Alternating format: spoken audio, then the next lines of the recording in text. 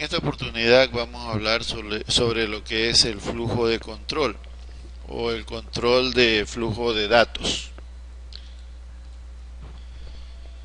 ¿Cómo se controla el flujo de los datos en un algoritmo? Básicamente existen tres tipos de controles.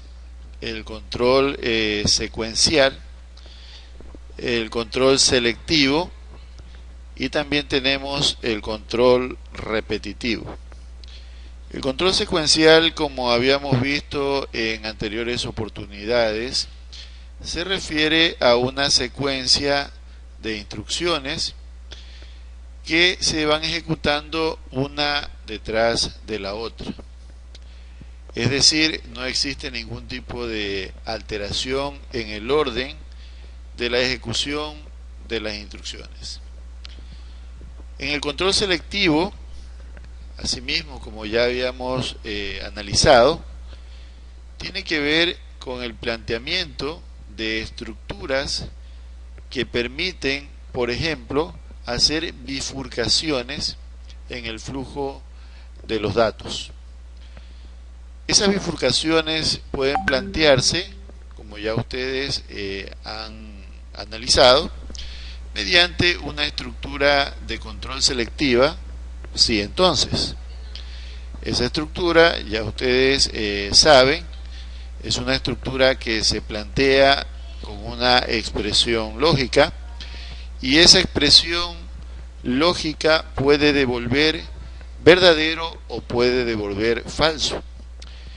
Entonces, cuando planteamos una estructura de control selectiva, sí, entonces, estamos conscientes de que los caminos posibles pueden ser dos: el verdadero y el falso a partir de la expresión lógica que nosotros hayamos planteado. Y por último tenemos el control repetitivo, que lo que hace es repetir un cierto número de veces un determinado conjunto de instrucciones.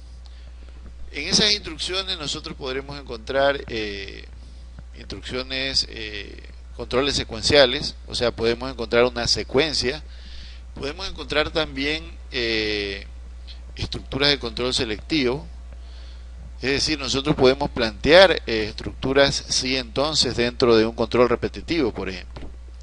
Entonces, estos y otros detalles son los que vamos a intentar explicar conforme profundicemos en estos temas. Bien, entonces, analizando un poco más en detalle cada uno de esos controles que me permiten poder, valga la redundancia, controlar el flujo de los datos en un diagrama o en un algoritmo representado por un diagrama o por algún pseudocódigo, tenemos el control secuencial. Como les decía, se caracteriza por seguir una secuencia fija, o sea, no hay alteraciones en la ejecución de las instrucciones. El control secuencial es el control más sencillo de aplicar. Es decir, ya ustedes saben, lo que tenemos que hacer es organizar qué instrucción se ejecuta primero y qué instrucción se ejecuta después. En el ejemplo tenemos 4 instrucciones. Tenemos por un lado la primera instrucción, que es leer A. El segundo paso es leer un dato en B. El tercer paso es sumar A más B y almacenar ese resultado o asignar ese resultado en una variable sum.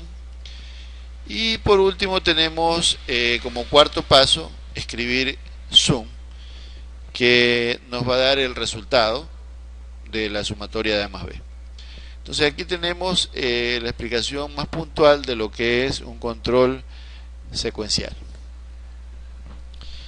En lo que se refiere al control selectivo, permite establecer bifurcaciones en función de una representación lógica o de una expresión lógica o a partir de una pregunta que nosotros hacemos. Se pueden establecer alternativas simples, dobles y múltiples. Hasta ahora nosotros habíamos utilizado sin saberlo conceptualmente, pero ya habíamos utilizado lo que son alternativas simples y también lo que son alternativas dobles, pero todavía no hemos utilizado lo que son los controles selectivos, donde tengamos múltiples alternativas. Entonces, en este caso vamos a empezar por el control selectivo con alternativa simple, que como ustedes pueden observar en la presentación, en esta diapositiva tenemos si aquí va la expresión lógica, ya ustedes saben, planteada mediante el uso de operadores de relación, o también podemos aplicar una combinación entre operadores de relación y operadores lógicos. Entonces tenemos si la expresión entonces, y lo que se haga por aquí quiere decir que es por el sí, por el verdadero, por el afirmativo. Esta misma estructura es la que nosotros estamos representando en la parte de acá, donde lo hacemos a través de representación gráfica. En la parte de acá estaba con pseudocódigo y acá tenemos la representación gráfica, en donde tenemos el rombo que representa el planteamiento de la condición o de la expresión lógica, y aquí tenemos una expresión donde compara una variable pro utilizando mayor o igual que 7. Entonces aquí asumimos que es una variable promedio. Si es mayor o igual a 7, vamos a presentar el mensaje a prueba. ¿Por qué decimos que es de alternativa simple? Porque solamente tenemos instrucciones por el lado del verdadero. Por el lado del falso, como ustedes pueden ver, no tenemos absolutamente nada. Entonces por eso decimos que es simple. Continuando con la explicación, acá tenemos un ejemplo con alternativa doble. Entonces tenemos el pseudocódigo, cuyo planteamiento es el siguiente: si, expresión lógica, entonces, y aquí se realizan las acciones por el sí. Si no, es decir, las acciones por el no, van por acá. Esta misma estructura es la que nosotros hemos representado en la parte de acá. Como ustedes pueden observar, a diferencia del ejemplo anterior, en el ejemplo anterior tenemos la salida solamente por el sí, por el verdadero. Sin embargo, cuando estamos hablando de alternativas dobles, ya tenemos salida por el verdadero y también tenemos salida por el falso. Es decir, en este caso estamos comparando: si promedio es mayor o igual a 7, aprueba. Caso contrario, no aprueba. Entonces ya tenemos una salida por el falso que en donde se está ejecutando una determinada instrucción, ¿verdad? Esto por hacerlo de la manera más simple posible. Entonces esta es una representación de una estructura de control selectiva con alternativa doble. Siguiendo con la explicación acerca de los controles selectivos, tenemos algo que no habíamos visto. Tenemos el control selectivo con alternativas múltiples. Es decir, ya no solamente existen dos salidas posibles, pueden existir n salidas posibles. Entonces en la parte izquierda nosotros tenemos el pseudocódigo, donde se plantea la estructura con la palabra según la variable hacer. La variable en este caso es la variable, por ejemplo, pro, donde ubicamos los diferentes valores a los que nosotros le vamos a asignar una posible salida para poder ejecutar un determinado número de instrucciones. Entonces tenemos valor 1, tenemos valor 2, tenemos valor n, porque pueden ser varios. Pero si no se cumple ninguno o de esos valores, o no coincide con ninguno de esos valores, significa que de otro modo, es decir, esa es la salida por el falso. O sea, si no se cumple ni el 1, ni el 2, ni el 3, ni el 4, la salida por el falso, en este caso, realiza una determinada acción. Entonces, esta representación en pseudocódigo la hemos traducido acá con un diagrama y con un ejemplo.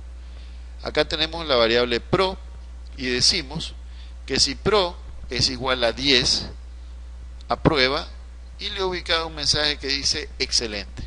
O sea, aprueba, excelente. Si tiene 9, tiene en este caso el mensaje de aprueba, pero con muy bueno. Si tiene 8, aprueba con bueno. Si tiene 7, aprueba, pero debe mejorar. Y finalmente, si no tiene ni 10, ni 9, ni 8, ni 7, quiere decir que no aprueba. O sea, esa es la salida por el falso. Entonces, esta es una estructura de control selectivo con alternativas múltiples, ya que tiene en este caso 1, 2, 3, 4, 5 salidas. No como la anterior, que tenía 2 salidas, y como la primera que analizamos, que tenía una sola salida. Bien, entonces esa es la explicación un poco más ampliada de lo que son las estructuras de control selectivas, ¿verdad? Ahora bien, además de los controles secuenciales y de los controles selectivos, también tenemos los controles repetitivos. Los controles repetitivos ejecutan 0 o más veces un conjunto de instrucciones, como ya les había anticipado al inicio. Es decir, yo puedo tener un conjunto de instrucciones a la cual puedo ejecutar 1, 2, 3, n veces, dependiendo obviamente del problema, dependiendo de mi necesidad, dependiendo de lo que yo necesite hacer. Obviamente el número de repeticiones debe ser controlado, es decir, el programador debe conocer el número de veces que se van a repetir un conjunto de instrucciones.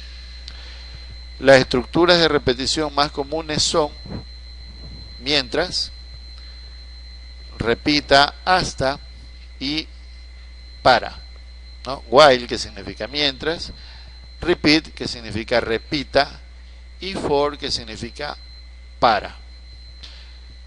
Cada estructura tiene sus propias particularidades en cuanto a su planteamiento y en cuanto a su funcionamiento. Es decir, la estructura while no funciona o no se plantea de la misma forma que la estructura repeat. La estructura repeat no se plantea de la misma forma que la instrucción for, que la estructura for. Entonces tiene sus particularidades, tiene sus diferencias. Lo que sí hacen todas es repetir las instrucciones que están dentro de estas estructuras. Básicamente el uso de una o de otra estructura dependerá mucho del problema que estemos abordando. Entonces, conforme nosotros vayamos incursionando en estos temas, nosotros vamos a darnos cuenta cuándo es útil utilizar while, cuándo es útil utilizar repeat, y cuándo es útil utilizar o aplicar la instrucción o la estructura for. Entonces, cada una con sus particularidades. Entonces, en resumen, estos son los controles que nosotros tenemos disponibles para, valga la redundancia, controlar el flujo de datos en un algoritmo. La aplicación de cada uno de los controles va a depender mucho de la actividad que estemos realizando. Obviamente, lo que estamos haciendo aquí es dar el fundamento teórico. Sin embargo, para poder entender mejor, nosotros vamos a ir haciendo ejercicios en donde vamos a ir incorporando cada uno de estos controles, y de esta manera vamos a tener mucho más claro cómo aplicar cada uno de ellos. Principalmente los controles selectivos y también los controles repetitivos, a los cuales nosotros le vamos a poner mucho énfasis. De hecho, vamos a analizar cada uno de los controles de estas estructuras vamos a analizar el while, vamos a analizar el repeat, vamos a analizar el for, cada una de sus particularidades, cada uno de su funcionamiento, para tratar de aplicarlo de la manera más adecuada posible. Entonces, de mi parte, en lo que es el tema flujo de control, eso es todo y hasta la próxima.